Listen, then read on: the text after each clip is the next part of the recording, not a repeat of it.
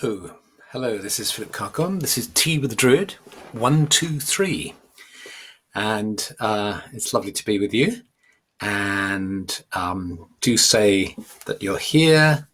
And I'm going to move this here. No. Boop. Just make a few adjustments while you're arriving. Get yourself comfortable. There we are. That's it. So, and Kat is the first in from California. Hi, Kat. Hi, Stuart. Loud and clear in Devon. Loud and clear, I hope, in Germany with Daniel, and Scotland and Michigan and the Netherlands. Fantastic. Ontario, Samantha, Marco. Great. Lovely to see you. Great to see you. So, we're moving towards Beltane in the Northern Hemisphere. Beltane. Just in a few days' time. And there's the most wonderful Beltane-like feeling now. I don't know how the weather is like for you or how nature is responding to you, but we've had lovely sunny weather. All the blossom is out in the garden, and then the May is out. All the May blossom is out. It's a beautiful feeling, aided by what's happening in nature, aided by this extraordinary quiet that has descended so that we can hear the birdsong, and so that the sky can be clearer, so the water can be clearer. Meanwhile, on the other side of the earth, let's see if there's anybody from the Southern Hemisphere. Netherlands, Stroud, Australia. Yes, there is. Linda, hi, from Australia. Oh, and Ben in St. Lucia. How lovely. So we've got the what are they called? The tropics, and the Southern Hemisphere and Australia, and Hempstead, the most important part of the world, and Staffordshire. Fantastic. Okay, Bob Turner, no traffic noise. Exactly. Nature is exploding, says Kit Evans. Exactly. Stephen, sorry. Yes, it's exploding. And at the same time, we have this Samhain experience that the Southern Hemisphere is going through. And of course, in a way, the whole world is going through a Samhain experience. For those of you who are not familiar, Samhain is the festival where we are the dead. We become aware of transience and sort of remember the fact that we don't last forever in our physical bodies, and honor those people who've left their bodies. So, and where the whole world is going through this Samhain moment where that kind of illusion that we can operate on for quite a long time, that we're kind of immortal and that nothing can touch us. And then illness strikes and it suddenly becomes very real. So that's what's happened to us all on the planet. Now, last week, Steve Handsome decided to turn to the tarot for some insight into these times. And he did a great session, and the tarot gave him the 10 of Wands, where the person is burdened by all those wands. And then he did a beautiful meditation with us where we sensed all our burdens represented by a stick or a log and put that into the fire. So a nice druidic visualization at the end of his session. And I thought I would turn to the animal world in similar fashion. There's a way in which the crisis we are faced with today is the result of our relationship with the animal world, our disturbed and abusive relationship to the animal world. And there's a quote from a UN chap, which I'll put on my blog, really spelling this out, that it's the wet markets, it's our invasion of animals, habitats and so on, that has brought this. We brought it upon ourselves. We don't even have to say it's the animals biting back. It's ourselves. We have caused this ourselves. So turning to animals seemed a very appropriate thing to do. So I turned and I thought I'd ask a slightly different question, which is, how might we respond to what is happening in this crisis, this epidemic? And I turned to the Animal Oracle and I picked the card, and this is the card that I got, the Blackbird. And you see there's the opening to the cave, and the blackbird sings at twilight, inviting us on a journey. And I turned to the book that Stephanie and I put together over 25 years ago now. And here we have it, May Day, season fair, perfect time of year. And it really does feel perfect, certainly down in the south of England at the moment, perfect time of year. The Blackbird's song, a poem to the sun's first slender ray. So I got the feeling that I was on track with this May Day reference. And then I read what we'd written all those years ago. And we said this, Druid, which means dub is black, or duff perhaps is the correct way to pronounce it, black in Gaelic, the black Druid, which is a name in Scotland for the blackbird, colloquial name. Druid calls to us from the gateway between two worlds, urging us to follow a spiritual path or to become more self-aware. He calls to us in the twilight, showing us the path to otherworldly secrets, pointing out the ways in which we can discover more about our hidden motivations and potential.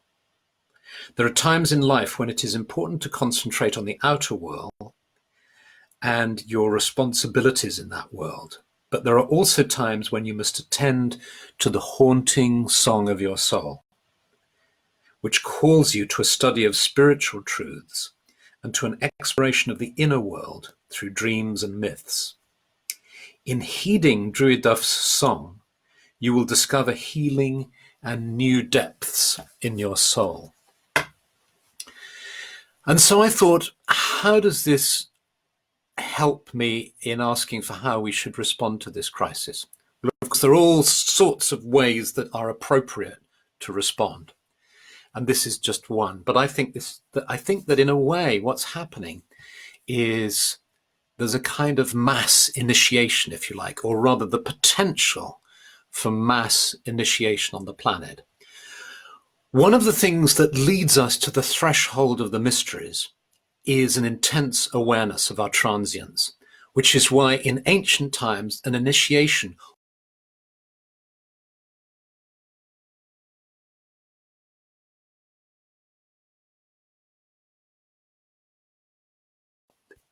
until you're touching the edge of a sword. In various traditions, you're brought, as it were. Hopefully, I'm back. I think there's been a huge surge in the amount of people using Facebook Live, and we've been having various challenges with Facebook. And I think it's, so I hope you make it across to this section. I'll stitch the two together and put it up on YouTube. Yay, back, says Lisa. Hi, Isalinda, hello again. Yes, gradually, yeah. So, as I was saying, I think there's been a huge surge in people using Facebook Live, and that's perhaps creating this problem. Together, I mean, we have been having problems with our broadband as well. So I had got to this dramatic point, I think, where we lost the connection of the initiation. And in the initiation, in an initiation, you are presented with the reality of your transience and the ability that the reality that we can die at any moment.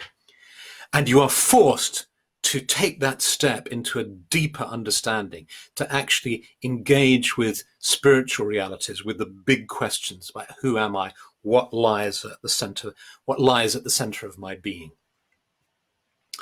And I believe that particularly after the Second World War, through the decades of the 50s, 60s, 70s, 80s, and so on, there's been a tremendous acceleration.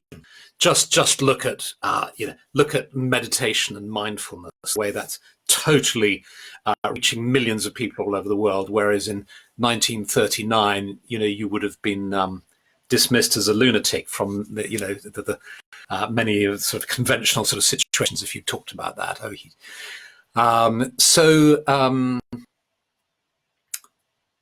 So what's happening is more and more people are being awakened to spiritual realities and truths. I believe that's what's happening. The blackbird is a bird who calls us to these deeper truths. And we get that, the symbolism in that comes from the blackbird singing at twilight, that lovely twilight song that leads us into the other world again. And so what I'm going to invite us to do now is to follow the blackbird's song. We're going to go into the sacred grove. We're going to have a meditation together. I'm going to play you a blackbird singing, if the technology works. So here we go. It's lovely to see you back. Just back at the point about being dismissed as a lunatic. Oh, there's a bit more before that, Alan. But what I'll do is I'll stitch these two films together and put it up on YouTube. And I don't know, maybe I can re-upload it to Facebook or something like that. But we've really got to this idea of the blackbird suggesting that perhaps what's happening is the potential for large amounts of people being initiated into a deeper understanding. I mean, you basically have a choice in lockdown. You either drive yourself nuts, you become frustrated, and as the supports and all the things you're used to helping you function in the world are taken away from you, you either carry on looking outside in order to be supported, or you turn in and go within. And if you do go within, then you are offered all the riches of the spiritual traditions are available to you, and all the techniques are available to you. And really, that's why I started this home retreat now. Jane is saying she's getting no sound, but I think somebody else would have said that if they were. Jane, if you're not getting sound, tell me. Anyway, I'll keep plodding on here. Where was I?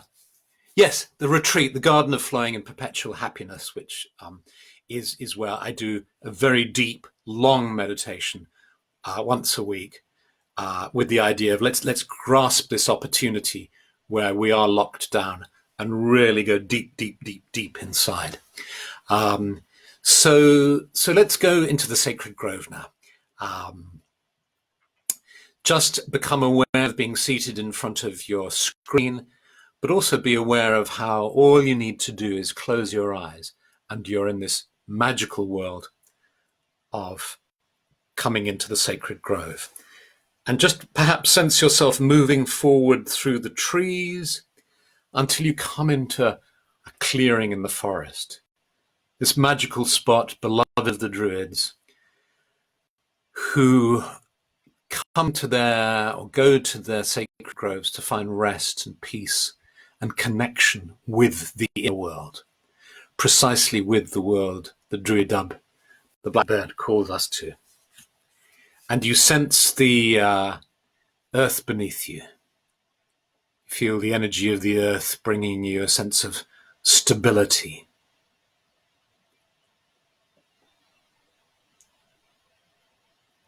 And you sense this stability, this connection with the earth. And then you sense the trees around you, the sense of protection and power of the trees around you. And then you breathe in the energy of the sky.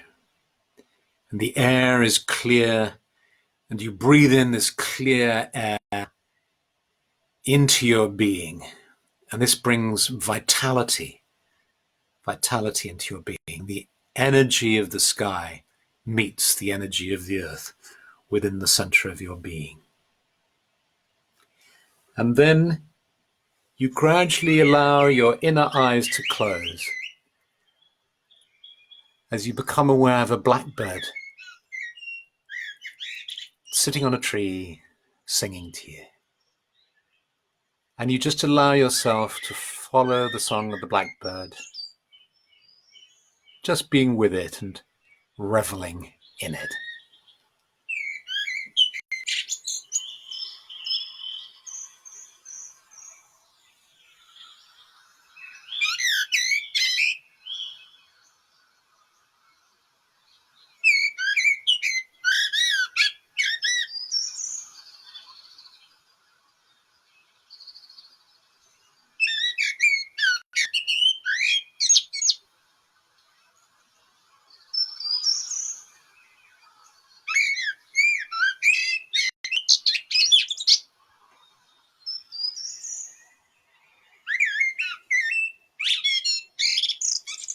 And you sense how the blackbird is not alone, but there are other birds in the grove too, and beyond. And it's as if that song carries through the forest, connecting up the whole earth, across the whole planet, the songs of birds.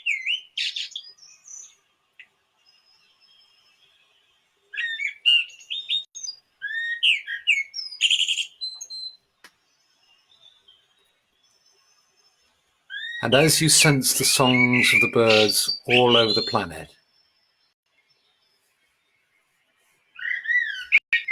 you ask that this bird song may grow and grow, that the natural world might be able to return more and more strongly, more and more with vigor and vitality, with strength, with beauty, bringing beauty and love and joy to all the world.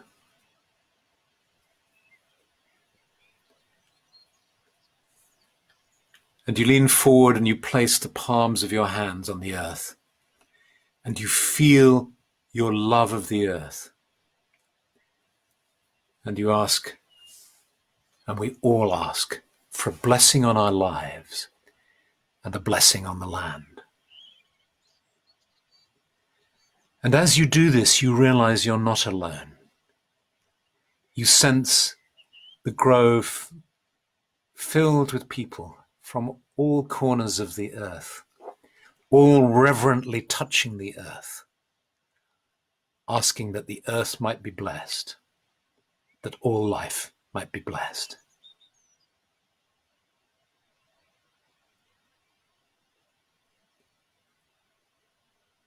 And sensing yourself as part of this community of souls, you bow in acknowledgement to them, your head, and then close your eyes and become aware of yourself.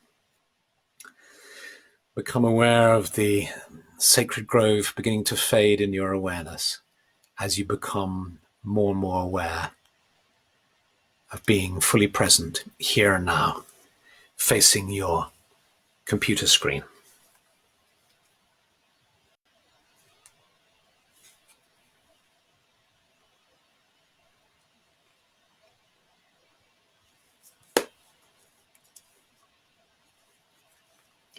So, thank you for that. I don't know whether that worked with playing a recording of the birds, or whether it was distracting. Tell me if you found that distracting, or whether it was nice to hear. I guess it depends on the quality of the sound.